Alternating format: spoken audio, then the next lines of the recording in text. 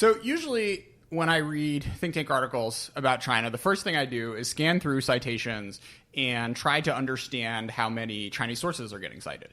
And I usually get very annoyed with a lot of congressional and think tank reports because most of them maybe cite one Qiushi article, but Emily Dill's reports at Horizon Advisory are chock full of them. Emily, thanks so much for coming on China Talk. Thank you for having me on. Can you talk a little bit about your process of finding interesting papers? I'm curious if you have found any colorful writers in this universe who you follow on a regular basis. So much of the writing is colorful.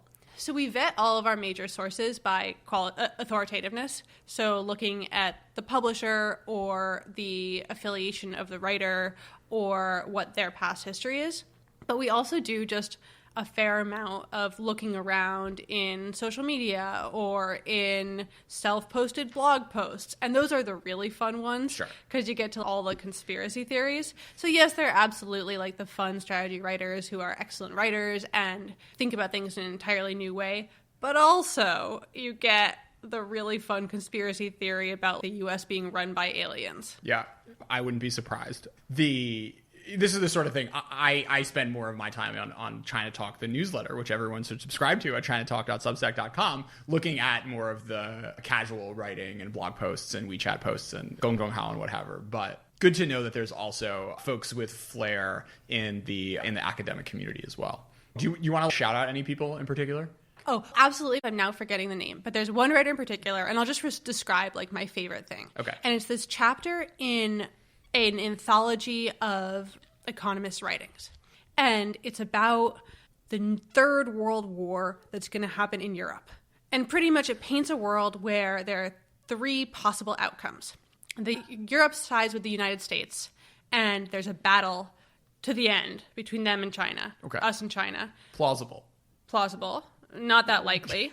Europe is neutral, in which case China's scale allows it to beat the United States. But it's still a battle, or Europe goes to China and it's a landslide. Sure, why not? But he also introduces this idea, which you find like elsewhere in Chinese discourse, but perhaps not as like explicitly, of the real versus the virtual economy. And the idea that the reason empires in the past have failed is that they've allowed their virtual economy to outstrip their real economy. It's built on really very fundamental socialist thinking, and it involves false commodities. So it's built on the whole political economy theory, but it's taken to a much more colorful extreme. And it's also dumbed down, so I can understand it, which I can't with a lot of the political economy writings. And he walks you through all the empires of the past and how it is that their virtual economies have outstripped their physical ones and how they crumble as a result of that. And then he goes to the U.S., and we are absolutely at that tipping point, and he says, but don't worry, China is not going to let this happen because we're not going to let our capitalist systems run away with us, and therefore we'll maintain the balance. And I know we're going to talk about this later, but kind of squares the circle with the idea that we're also entering this new revolution in which, because of the overlap between information technology systems and the real world, like as with the Internet of Things, you can actually have this dual flow or balance between the real and the virtual economy, so everything works out. And so whoever controls this one is not going to fall apart as an empire. Great. Good to know. So let's come to this piece which you recently wrote about the Chinese innovation strategy and how it compares to what the U.S. is doing. So you wrote that China and the U.S. both see science and technology as an extraordinarily important strategic component to today's contest. But you write that they disagree over what it really takes to gain the upper hand in this situation.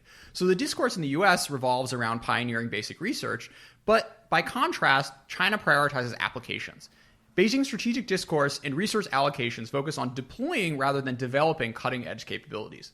So this research is probably what drove everything, or it's the basis of really everything we're doing now. Nate, my colleague, and I, we were sitting around and we had these massive databases of Chinese science and technology resource allocations, so funding, and also prizes given out for advances in science and technology. And throughout all of these, we saw this tremendous imbalance between the resources and the prioritization that was going to applications as opposed to basic research, and something that was entirely at odds with what would be the equivalent in the U.S. system. And this didn't make sense to us. And it particularly didn't make sense in light of what we talk about in the US as this Chinese push for indigenous innovation and for catching up in basic science and technology. If they really wanted that, why was that not where the money was going? And so then we read a lot. And what we found as we did this was a discourse about how the current international system changes what competition in science and technology is and how you can win that competition. And there are two key parts. The first is that we're in this globalized environment where information is largely open and flows across borders. And because of that, the advances in science and technology are so much easier for a country to claim than they have ever been before, or for a country to access internationally. And so that lowers both the cost and the time necessary to get what's at the cutting edge. And the caveat, the corollary here is that it is very expensive to invest in basic research and development, and it's very risky because you don't know what's going to work. Sure. Whereas if you obtain something that's already developed or really close to reaching maturity, that's cheaper, that's low risk. But still, even accepting that, there's a lag. And in a typical science and technology contest, that still doesn't let you win the race. It lets you get to the end more cheaply, but someone else is still going to beat you. The second beat, which is what distinguishes today's contest, in what we read from the Chinese side, is what matters in terms of the end goal. And the argument is that what matters today is the applications of science and technology, is the sort of networks you build with it. For example, your ability to deploy, to use a now trope and probably, much discussed subject like telecommunications. It's not that you got the patent. It's that you got its application internationally. And to do that, what matters is capturing scale and being able to build and deploy. And so if that's what you're going for, it's okay to have this slight lag in when you get the patent and when you get the really cutting edge, as long as you can apply it to scale, to the most people, efficiently. And so the Chinese orientation appears to be focusing on that rather than on the basic R&D, which creates this tremendous asymmetry vis-a-vis the US and really vis-a-vis the US, the entire global system, because there's just a different competition underway. And that absolutely changes how the US can or should respond to the extent that this is a scientific and technological contest, because it's not a matter of just pouring resources into basic research. It's about competing for applications. So this idea of why buy when you can rent makes a lot of sense. Is Chuck Schumer pouring $100 billion down the drain trying to boost NSF funding to do this sort of basic research only for it to show up in Chinese companies 2 to 3 years later? Yes. And that's what we've seen. And that's the crazy thing, is the U.S. says there is this contest and we need to invest in science and technology because we're competing against China. And what they don't say is, how does China compete? And what are our resources actually going to fuel to the extent that we're benchmarking against a competitor? And are they, in fact, just going to fuel our competitor? Yeah. I still want the future to come faster. And I think this is like the only nice thing to come out of the US-China tech war is increasing funding for this sort of stuff. But I take your premise at a certain level. I still write on a typewriter, so that might be the problem here. Fair enough. Why don't you sketch out what investing in applications would look like in the US context? Because I think the sort of layman's take is this is picking winners and losers and turning Verizon into Huawei somehow and just doing sorts of things which aren't necessarily all that comfortable or compatible with the way that the US has done industrial policy over the past 50 years. Yeah, that's a really good point. There are two ways to frame this. The first is that already the U.S. R&D money goes to various tiers on the readiness scale. And so part of it is just shifting it to more mature research. Mm-hmm. But, okay, so I care about the most boring things in the world. The list of things I'm passionate about, other than like typewriters, is probably infrastructure and logistics. Great. And the core of this is like the prime manifestation of what it means to invest in applications is to invest in infrastructure. For example, in telecommunications infrastructure. We're so busy talking about who's going to capture the cutting edge research on 5G that we're not talking about our ability to actually develop 5G systems, which require a mass infrastructure of base stations. And do we even have 4G across the U.S. right now? No. How is that possibly going to happen? Sure. And how do we actually compete in not only 5G, but in the entire ecosystem of technologies built on 5G if we can't lay out a scaled telecommunications infrastructure across the country? And then the same story holds for self-driving vehicles or electric vehicles. What about the charging stations? What about the actual abilities to have the networks on which all of these things can operate? And interestingly, so there's a big push in Chinese discourse right now that dates back to 2018, but that's been accelerated with their COVID recovery investment for new infrastructures, putting that in quotes because it's a term used. And those refer to the infrastructure of, if you will, an Internet of Things ecosystem. So it's data centers, it's telecommunications base stations, it's UHV, it's electric vehicle charging stations. And these are like the really boring things, but that's what this physical foundation is. And what does it mean to have the cutting edge of like cloud storage technologies if you don't have the data centers in which you store them? Sure. It's interesting, this dynamic, because I've come across and translated a handful of commentaries from anonymous senior Chinese scientists who are not particularly happy with this. There's clearly a constituency out there which wants to compete and have a really cool new like Large Hadron Collider, or just do the real basic research that ends up winning Nobel Prizes. But at the same time, there's an understanding in the government that if you want to compete on a global scale in the way that Xi Jinping defines it, then doing that sort of, investing in that sort of scientific research ecosystem is not necessarily going to get you there. Exactly. It's like you take a fine art painter and you say, actually, it's going to be a lot more useful for you to paint a lot of houses. And that's maybe not what they want to be doing when they want to be doing the Sistine Chapel. Yeah, that's a very good analogy. Let's go a little deeper into this network idea. You write that in this context, innovation is not about having the best technology first. It's about having technology sufficient to support a competitive network and then extending that network broadly while attracting users. This game plays well to Beijing's enduring strengths, its scope, its scale, and its centralization. So where does this work, and where are the few places that it doesn't? This fundamental argument is built on the idea of network effects. When you're building a network, that network becomes more valuable with every individual that joins. And so the contest becomes one of size. If you're picking between two social media applications, one might have a much better user interface, but that doesn't matter if one of them has more users. Sure. You're going to go to the one that's the larger community. And that's the case for a lot of the fundamental technologies that are going to define the rules of our emerging world. And it's also, the same type of thinking applies to the data that supports those. The system that has the greatest data is also going to be the one that's probably more competitive. And those are things in which China can compete not only because of the sheer number of people in China, but because of the ability to control those users and their information, to localize data in China, to make sure the Chinese users are not on Facebook, that they're using Alibaba, not Amazon, whatever that is. So we get this asymmetric environment in which, for these networks, what they're competing for is size and users and information. And China is a huge chunk of that.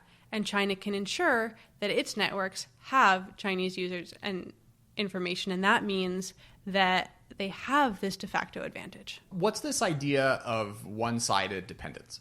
There is, fundamentally, one-sided dependence is the idea that we might enter into a system where, in the US-China context, what this is, we might enter into a system in which we depend on China, but China does not depend on us. Or more realistically, we are relatively dependent on China, and China is relatively independent of us, because it's really just all about the relative relationship. And that's encoded in Chinese strategic theory as an ambition. And this is decades in the making. Exactly. There's this strategic theory called two markets, two resources that dates back to the 1980s. It's actually like the theory that undergirds the whole go out national strategy. There are all sorts of political reasons that it's not necessarily cited as such, but it is. And the idea of two markets and two resources is that there's this distinction between the domestic market and the international one, and domestic resources and foreign resources. And you want to relatively protect and insulate your own resources and markets while penetrating and being able to take advantage of, and also to secure influence in foreign resources and foreign markets. This is particularly tangible and obvious in the case of mineral resources. So the sort of inputs of relatively limited supply that are really necessary for emerging industries. China has a very careful system built to protect its own mineral resource reserves, to control their export, and also to determine how it is that they are mined and processed and by whom. At the same time, China invests internationally in consolidated sources of these resources of limited supply. So, for example, into cobalt in the DRC. And those investments are not just designed to meet some domestic need or for immediate profit. What they're designed to do is grant China relative influence over the supply of, and therefore the market and prices of, these goods. So to create a world where the market system for cobalt, and therefore for the industries built on top of cobalt, depend on China, while China maintains its own relative independence. Sure. But there are kind of points which this model hasn't been built out currently, like for semiconductors, which is why you see Xi Jinping spending $1.5 trillion to close those loops and change the relative balance. To a degree. But actually, the semiconductor example is a great one. So semiconductors have this whole industry chain, right? From upstream to downstream in terms of the sophistication of the technology necessary. China does have key nodes in particularly the upstream of that industry chain. Sure. So the semiconductor industry does rely on China. And at the lowest levels it does, which are, of course, what everything's built on top of. And yes, China relies on the downstream, so the most advanced levels, on the rest of the world. But at the very least, it's a balanced relationship. And in some Chinese texts, you actually see the argument that it is more strategically valuable to a certain extent to have that low level because everything is built on that. Whereas it's only the high-end applications that are derived from the top. So you have this early choke node, if you will. Situate China Standards 2035 in this. So this is a plan that was actually projected to come out this year and hasn't. Whether that's because of COVID or because there actually was a U.S. response to it or for some other political reason or whether it still will is uncertain. Let's talk about maybe before we get into that, like U.S. responses to Chinese plans. Just because one of my half-baked theories is that had 1,000 Talents, had Made in China 2025 not sounded so catchy in English, it wouldn't have gotten nearly as much play and have engendered nearly as much of a response. If it had been the 863 program. Well, because no one knows what the 863 program is, and it's just as explicit as... Well, Torch sounds scary. That's fair. That's fair. There's the Two Machines Special Project. Like, what are you going to do about the Two Machines Special Project? Like, you can't... There's no puns. There's no op-ed headline with that phrase in it. Trust me, I've tried to place that op-ed and no one wanted it. My question is a little flippant, but there's an interesting broader thing of, on the one hand, just the way the Chinese system works is like you can't not publish the plan and expect like an enormous bureaucracy which runs 1.5 billion people to try to execute on it. So there's a way in which like if you want to do these things, you actually have to be very explicit about it in order to get the local and provincial level governments to do what you want them to do. Like you can't secretly try to create your own semiconductor supply chain or what have you. But at the same time, I feel like there was a bit of a middle ground somewhere that she could have done to slow roll this or talk a little less aggressively, because just doing the World Economic Forum speech isn't enough. Not many people speak Chinese, but enough speak Chinese to process the kind of narrative that you and others have been writing about for years now. Yeah, and I don't think that question is flippant at all, because if you look at the names of these plans and those mirror the growing aggressiveness or assertiveness or whatever you want to call it of China on the world stage. And so the decision to say we're going to put out a plan called Made in China 2025 is a decision to say we're going to claim this posture internationally and we're going to be unapologetic about it. Yeah. And in this case, yes, it was a gamble about the relative, closed eyes in the U.S. that maybe was a little... There's a term for overconfident. That would be the term for this.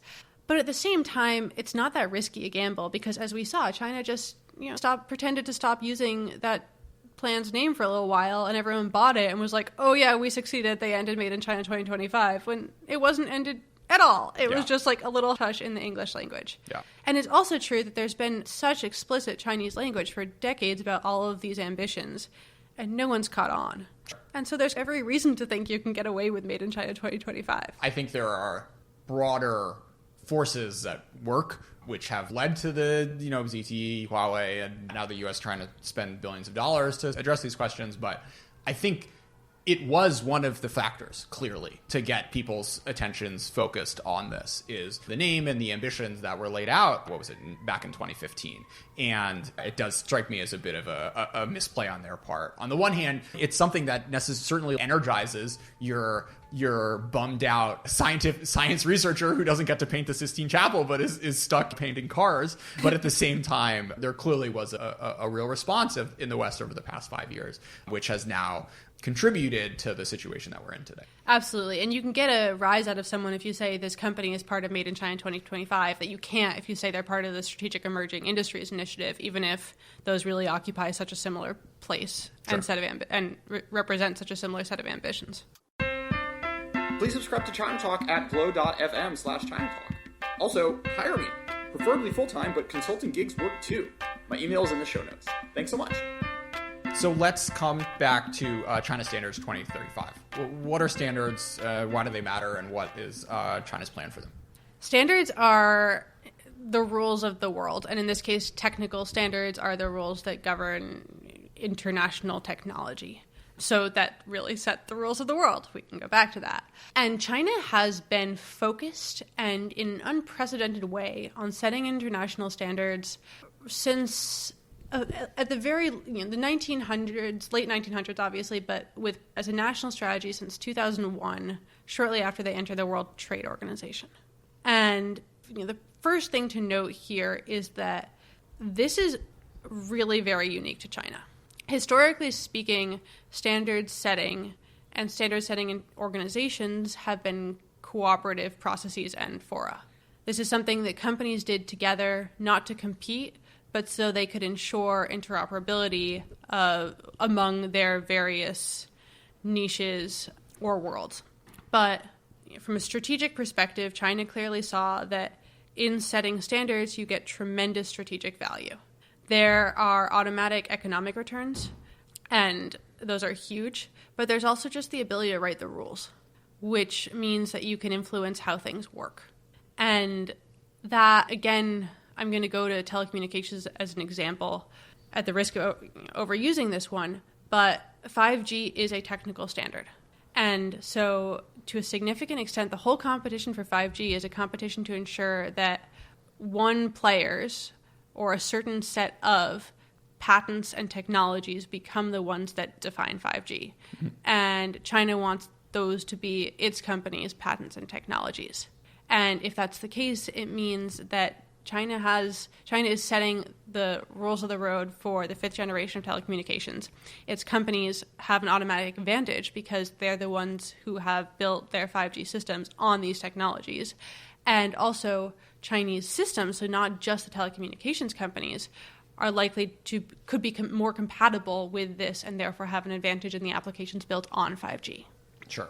I doubt the standards was as a benign thing as you laid out 2010. I'm sure there's historical stories where the U.S. has won market share or whatever because we've been able to bully our way around in the 50s, 60s, 70s, and 80s. But that said, I take your point, and it makes sense that this is now a field on which multinational companies, as well as the governments behind them, are trying to exert their respective wills. Yes, absolutely. And when you look at the Chinese sources, they say the U.S. has made this much money off of having the standard for this, and we want that advantage. I guess the thing I'm most referring to when I say it's benign is that there's been, the way technology has worked, we didn't have really universal providers in a lot of these domains before. Sure. So what you had was the U.S. telecommunications company that had won whatever thing for its area, and the German one, and it was obvious that it was going to be Deutsche Telekom in Germany and Verizon in the US. And so then they got together and they said, what's our standard going to be in the international organization so that we can be interoperable? Sure. But in a world where suddenly you have international or universal systems, that's not necessarily the conversation anymore, because you're not saying, how do we patch together these undisputed niches? Where you're saying, what's going to be the one thing? So you write that a logistics information system hardly sounds like the stuff of great power politics. It certainly does not sound like a bid to redefine global affairs. In fact, it sounds unfathomably boring. But it's important, according to Emily de la Bruyere. What is this, and how does it apply to the themes you just laid out of going from a real to a virtual economy and this idea of leveraging standards and turning them into platforms. I love this one particular logistics information system as an example, and a really relatively tangible one of everything that I talk about. The goal is for this to be like a super app of sorts, a one-window platform for information on international logistics. And it's supposed to be multidimensional in terms of different infrastructure systems, so to cover land and air and sea and freight and post. Right now, in its international manifestations, it's really mostly in the maritime domain. But there are dozens of international ports that connect to it. And Logging has partnerships with multinational companies as well as with international standard-setting organizations and industry organizations. In particular, the IPCSA, which is pretty much the industry association for port operators. And so the idea of Logging is that it connects to these companies and these infrastructures like ports, and it aggregates their information on the movement of goods, the packing and unloading of goods, customs system, and ships and their backgrounds, and the personnel involved. And then it creates almost like a Facebook of sorts, this platform where you can find that information. And you can also use this foundational information layer to build applications on top of it. So systems for waybill processing, or you can access logistics softwares for a port. And this is tremendously useful because right now this information is siloed. There is no aggregated portal for all of these different streams of largely incompatible information. And the other thing about Logging is that it's also being advertised or presented as a technical standard for information logistics. And right now, the standards aren't compatible with each other. So it fills this incredible market gap. But the thing is that Logging gets controlled by China's Ministry of Transport. So you have these immense streams of information that are both commercially and militarily valuable and that are going to a Chinese government entity. And the other thing that Logging could do is shape the information environment, because companies or ports or users are going on here to see how goods are moving, to find a port logistics software, to process their customs paperwork. So what happens if the information on Logging is influenced in such a way that it benefits China or Chinese players? If Chinese softwares are the ones that are suggested, the way Amazon suggests a product, and therefore they're the ones that are used regardless of any quality or security concerns. And what happens if the customs processes on Logging, which create this great, super convenient integrated system, make it easier for certain players to transfer illicit or controlled substances? And what happens in a world where there's a confrontation and China wants to cut off supplies of, say, rare earths to another country, and that country's ports or the port shipping the rare earths use Logging for their information? How many places have you gotten this op-ed rejected from? I cannot count, actually. Anybody listening, we have a report on Logging that we're hoping to drop in the next week. So we're actively in the process of looking to place 2 op-eds on this subject right now. Also, if anyone wants to cover the report. We should have had you on. We'll have another. We'll do a full 45 minutes on it. I could talk for hours about this. So we talked a little bit about this. What is different about the world today versus 30 years ago, and what's special about China versus other middle-income countries that gives this whole prioritizing applications and standards and companies chance of working where sort of the playbook that a lot of other countries that have made it out of middle income to high income status have followed doesn't really line up with what China is appearing to be doing right now? Yeah, so for the first half of that question, what's different is information technology, and then what that information technology brings about, like, say, globalization. What's different about China is size and centralization, but also the ability to take that information technology and to use it strategically. Whether that's in terms of maintaining an authoritarian system that, unlike authoritarian systems of the past, could potentially not be hugely expensive, but instead end up making money, or in terms of projecting its power internationally. And both of those are fundamentally about similar things. They're about the idea that, and actually this is another particularity of China, it would be the military civil fusion strategy. Sure. The idea of combining all these different strains, which for whatever reason in international relations have come to be seen as siloed or different, combining those into a vision of, forgive the phrase, comprehensive national power. And then based on that idea, looking around and saying, how can we project power through information technology systems or other unusual, different forms of global presence that at the same time deliver commercial value and promise military utility. So at home, this could be the idea of a surveillance system that, because it collects data on individuals, can also be translated to, because I forgive so many of the phrases I'm using, data is the new oil, whatever all of that means, but therefore is actually valuable. Or this is the idea that if you have an international port logistics network across the world, I guess that's what international means, then that can be translated to influence across the world as well as the commercial utility you get from collecting information. Let's talk a little bit more about civil military fusion, which is something that sounds very scary and something that I've seen a lot of Chinese writers be very proud of. But I am a bit of a skeptic about it, not from any informed opinion, but just from thinking about how bureaucratic and slow-moving the Department of Defense is, and imagining that in a Chinese context where the people who are within government working on these things are even, the pay differential is even worse relative to what they could make in the private sector, and a coupled with state-owned, an ecosystem of state-owned enterprises, which are also, pretty far from the cutting edge. And lastly, a real private sector, which really doesn't want to do any of this and has to be, I assume, drag kicking and screaming into cooperating on some of these projects. So I guess my question is how does this actually play out in context? Is this something that you can figure out from doing this sort of open source research that you're doing? And what are the kind of bumps and hiccups that you see Chinese writers talking about when looking at their views of how civil military fusion is actually going? So I think that there are two levels of analysis to the question. And the first one, and what I find most compelling, is just the strategic orientation behind military civil fusion. The idea that you're fusing commercial and military resources and actors and positioning for the sake of a unified goal. Because that's just a different way of thinking about these things than what you see elsewhere. And that's huge.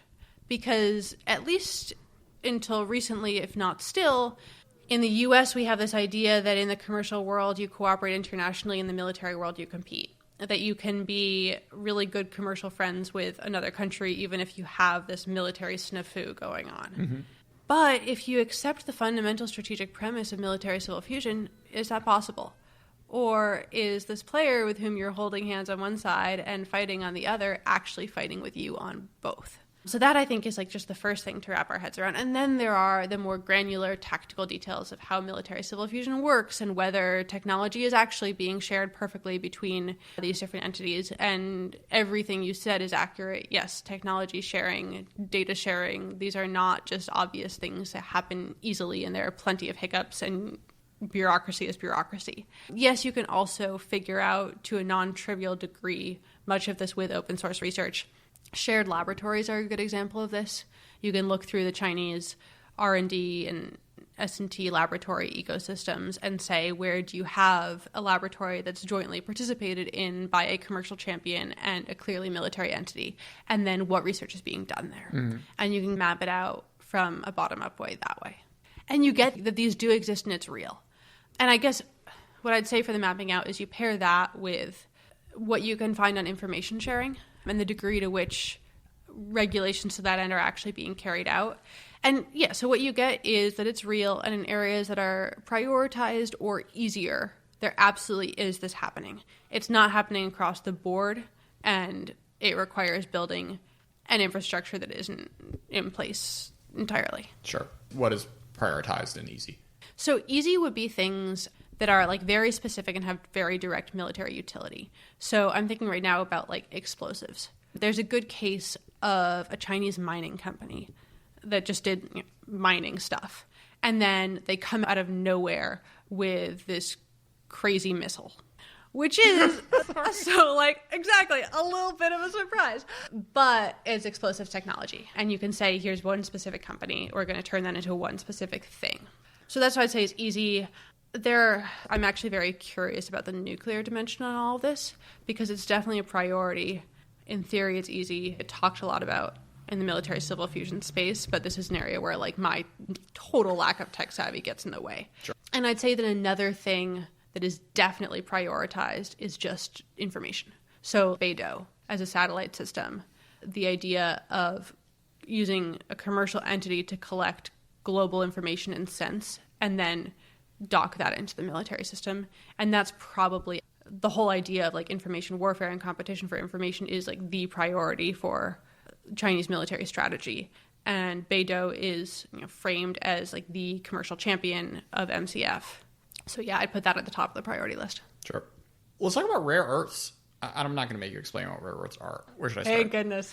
Rare earths, China has a lot of them. The world needs them. You're hearing more and more talk on Capitol Hill about thinking about doing something about this. But in the meantime, or at least over the next few years, this is going to be a vulnerability. Do you have a sense of if and when this card is going to be played? So it has been played. First of all, just like, yes, as important context vis-a-vis Japan in 2010 over the Senkakus, which I just like, how is that not more present in the popular consciousness? Yeah. That was an insane move. It's interesting because the Russia-Ukraine oil thing really made people wake up.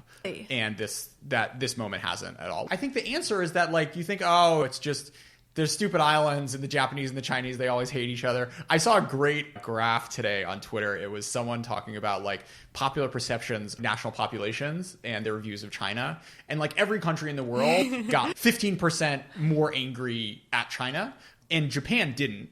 Because they were already at 93%. It was literally exactly the same, which I thought was pretty perfect. I mean, I assume that's why. And also 2010, China's growing at 10%. Like no one really wants to think about they're also the economy that's saving the world after the Great Recession. There's also just a lot of incentive in not thinking too hard about these sorts of questions. Way back then, we have Hu Jintao in power or whatever. But anyway, back to you. And you're like starting to get the South China Sea thing, but people are like confused at what it is in the South China Sea they're supposed to care about. Yeah. So that's just like a disarray. Yeah, I buy that. So yes, it has been played, but playing it in the US context with Apple phones or whatever would be at a very different scale in the sort of global impact.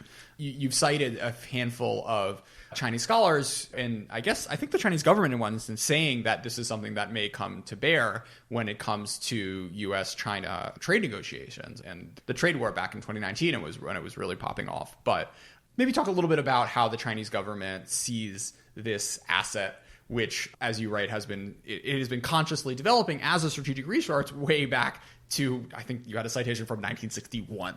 Yeah, there's a great line that China has been focused on rare earths since the very founding of the People's Republic of China. Yeah. And China has like natural rare earths endowments that give it a fundamental advantage. But China has very intentionally also curated an advantage in the processing and the production of rare earths, as well as investments in international rare earth supplies. And This goes back to that two markets, two resources conversation, to the ability not just to have one's own resources, but to influence the world.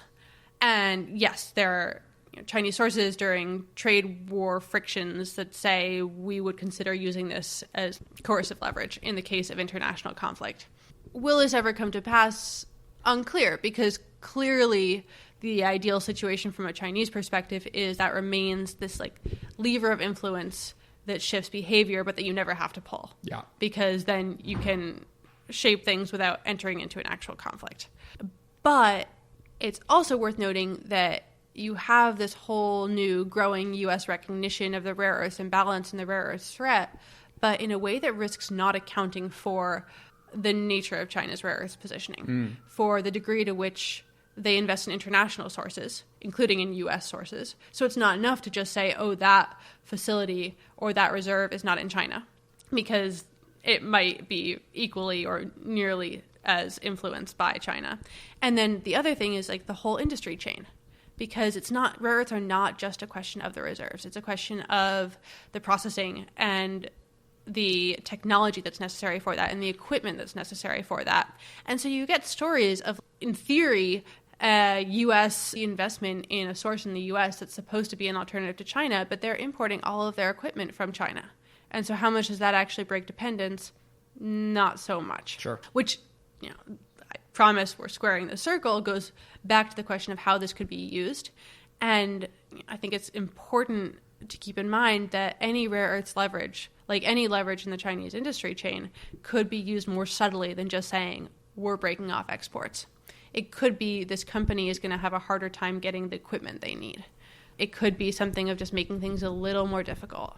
And that allows all the subtlety without the conflict that might bring recognition and a wake-up call. Sure. As an aside, I feel really bad for Inner Mongolia, just in terms of the poor Mongolians, and they just want to herd their freaking cattle and sheep, and, well, not really cattle. They just want to herd their sheep, and all of a sudden, these giant, like, Han-owned companies show up and are now drilling and ruining the grassland, and I'm sure they're not getting any benefit from all the cobalt or whatever that's being pulled out of there. And the same thing goes with minorities in Sichuan province. So yeah, and they're polluting so much. Yeah. Because you have China, which makes like all these claims to be supporting whatever environmental thing the world is now supporting, but then is like, oh, that doesn't apply to Inner Mongolia or to Xinjiang, because if that just doesn't apply there, oh wait, we can have some real cheap rare earth processing. So Emily, let's square the circle. How does logging connect to rare earths? Here we go. There is a port in Malaysia that docks into logging. And that port happens to be a stone's throw from this rare earths facility run by an Australian company in which the U.S. is currently investing as an alternative to Chinese sources of supply. So great that they're investing in it, great that we're looking for alternative sources of supply, but the thing is that what this means is that China risks having better information on the rare earths that are going from this alternative source of supply to the U.S. than does the U.S. And the port on which that facility depends risks depending on China.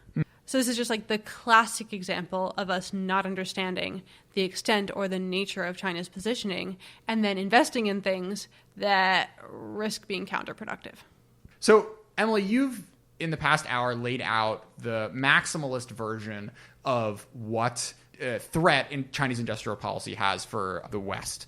And my concern is that if this conception of Chinese intentions and ambitions is something that is being internalized more and more in Europe and the US, and I guess my concern is that I have zero faith in the US in particular, but the West in general, in coming up with a sort of smart way to do this, which does not entail just cutting off China whole hog from the global economy, having no Chinese nationals ever get a visa in the US again, and a whole host of other kind of side effects of decoupling, which may on the one hand get at some of the concerns you're laying out, but also have real deleterious side effects which go beyond industrial policy and will end up completely defining how the West relates to China for the next however long we have a Xi Jinping type leader in power. To what extent do you share this concern, and how can you be hopeful that policymakers will not end up going down this sort of road?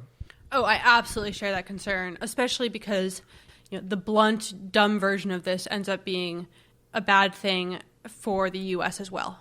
And I mean, that as well as not reacting could make us lose the contest currently underway. Sure. So one of my other fears here, right, and probably the thing that I'm most worried about is that the U.S. tries to do this alone and tries to take radical actions on its own, or because it's acting so bluntly, pushes other countries away.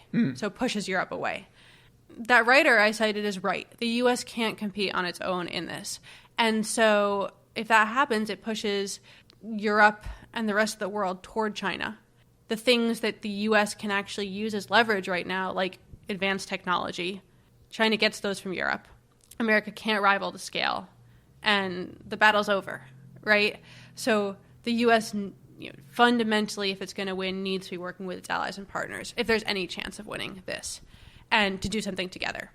And to the extent that we act bluntly and assume we can just decouple, which goes against everything that is true of the international system right now. To the extent that we do, that means we push them farther away. What we do need to do is strategically have a taxonomy of what is important and what is realistic in terms of protection, in terms of investing in alternatives. Because that's the other thing that happens if we just bluntly try to decouple. We don't invest in the alternatives. And we do what we're doing with Huawei right now, where we try to rip them out and say Huawei's bad, but we don't present a positive alternative. Sure. And that's like the perfect way to lose. So that's the other big risk in how we're going about it, which comes to the fact that what you need is this strategic taxonomy that takes into account what you can do and what you can't do, what's important and what isn't important, and defense and offense together, or positive and negative, or however you want to put that. And then you run up into the problem that the U.S. isn't good at strategy. And the U.S. has never been good at strategy. And the U.S. is particularly bad at strategy in a system like ours is right now, where there isn't an entity that's in charge of it. And instead, what you're supposed to have is a bunch of different players like working together to somehow formulate a logic that's going to comprehensively guide us somewhere. That's not going to happen. And they all have conflicting political intentions, bureaucratic intentions, different structures, different mandates. Until we're actively working with allies and partners, and until we have a body that is small and flexible and superordinate and dedicated to this, we kind of risk having a snowball's chance. Sure. I have another question that's not related. The House Intelligence Committee came out with a report 2 days ago about the sort of state of the IC's particularly open source Chinese analysis. And a lot of it was redacted, but basically it said, we're doing a really bad job and we need to scale this up. As a young person who does this full time and who's interacted with that world, do you have a sense of where the IC is with this sort of thing? What do you think about this report and the issue more generally? I absolutely agree. What I do should not be different or should not be unique. And it should not exist only outside of the government. The IC has so much information, and there are very smart people looking at this information, but I worry it's the wrong stuff. Like, the U.S. system should know about logging, and it should have known about standards ambitions. But we still have a strategic framework for what information to collect and what information matters that's outdated for the current competition. So what is it? That focuses, for example, on what naval ships China is developing and where they're moving. I don't care about that if China has the fundamental architecture that watches and influence how ships move. And until you have an IC that either, in an ideal world, is in a iterative, living, breathing way, formulating what it collects based on Chinese strategic thinkings, or at the very least has gone through a renovation in terms of what it looks at and that accounts, for example, for military-civil fusion, or for commercial movements, or for movements of capital that overlap with the military domain. Until you have that, you risk having a lot of information that's asking the wrong questions. And if you're asking the wrong questions, you don't get anywhere. Sure. And you're also training people up on things that aren't as important as these sorts of questions, because you can spend your entire life looking at where cruisers are going and understand, like, the captain of this ship takes naps from 2 to 7 p.m. or whatever. But this sort of work, I think, is less concrete. And I assume that is a difficulty for a bureaucracy trying to wrap their heads around these sort of like nation state level things, which it really hasn't had to do since 1989. And building back those sort of muscles and this sort of capability is something that more and more people seem to be aware of is an issue, and hopefully something that'll change in the near future. Yeah. And of course, the other problem is just like the problem of classified information. There's so much out there in the open source, but if you have a clearance, all you're looking at is the classified stuff, and you think that's all that matters. And then you risk ignoring very compelling stuff that you see in the open source, or you just have this overflow of information. Yeah.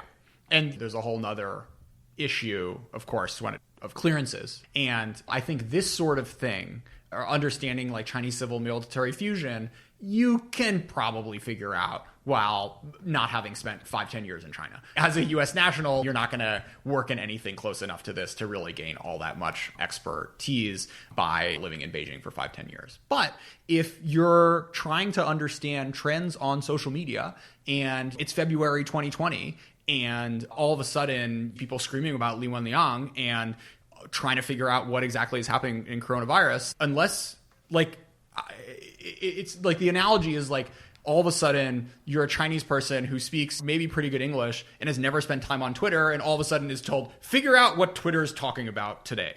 You need someone who's lived and breathed this stuff and has spent all of their spare time engaging with Chinese pop culture and Chinese big celebrities and the equivalent of Chinese bloggers and what have you. And that sort of person has the background, which makes it near impossible for them to get a clearance to do this sort of work in the first place. Absolutely. Emily de la Bruyere, thanks so much for coming on China. Thank you so much for having me. 准备好爆发，我的心抱着樱花，比起眼动你的歌，这是冲动的惩罚。爱动你味道会 play， 不相信我的会倒霉，因为我你们晚年 Wi-Fi start Tokyo brand new day。为什么我在散步带你的气泡？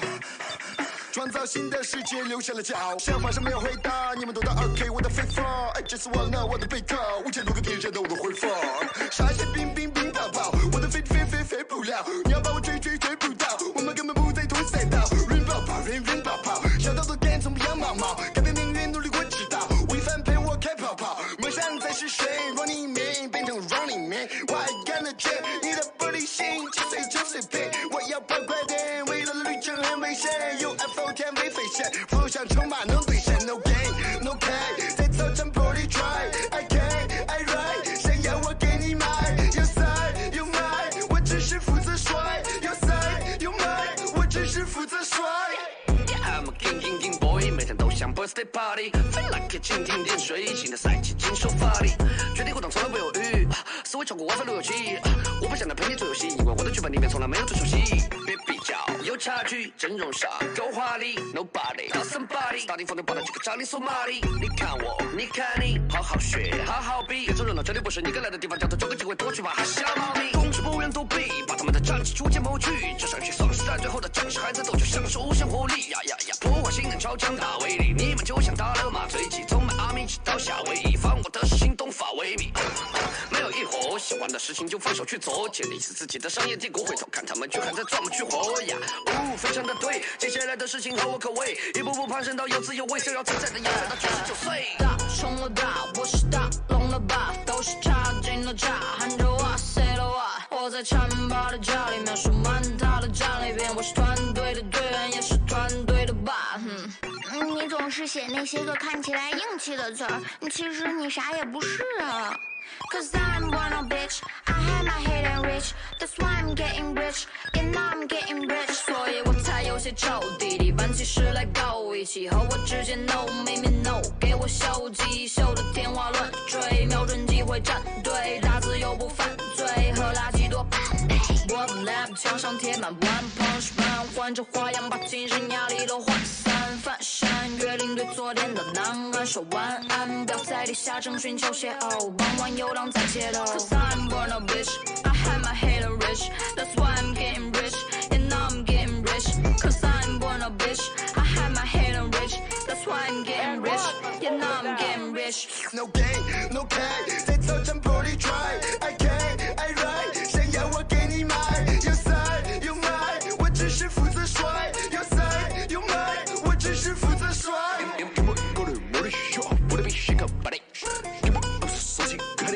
From a new street， 后面就摆了一首 magical， 胡子是白白个 tragical， 毛不进去都担心某个 strap， 我也得手抖。Ain't I skip hatred， 我们 keep 惊人力量，爱情有味的限制巨浪，给你个屁 ，I'm getting so lead， 这是最 G， 我 MC 进入新的赛季 ，OK， 我的 go chain， 你的 top， 不离的给，把未来的，年纪不是我的标签，开始我的个人表演。去印度版的世界，会成为 rap 圈的焦点。We are top player， 其他人就靠我。